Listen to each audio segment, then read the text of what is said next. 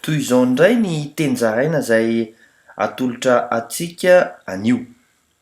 Manokana eo anatrehan'Andriamanitra ny lamatoa ary ny voasoratra ao amin'ny nomery toko fahatelo andiny faharoa ambin'ny folo ny vaky toy izao amin'ny anaran'i Jesosy.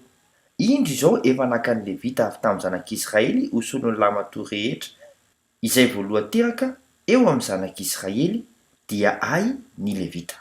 Izy mihitsy no manamasina azy.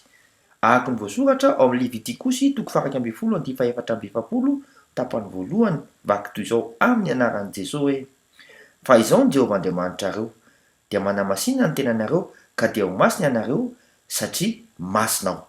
Masina koa Kristy lamatoan'ny Tompo ao anatinao. Araka ny voasoratra ao amin'ny Petera voalohany toko faha 10 sy faha 4 vaky toy izao amin'ny anaran'i Jesosy hoe: fa araka ny fahamasinan'ilay niantso anareo dia aoka mba ho masina koa ianareo amin'ny fitondran-tena rehetra, satria voasoratra hoe: ho masina ianareo satria masinao. Arovy ary ny fahamasinanao e! Mandra-pioana tompoko.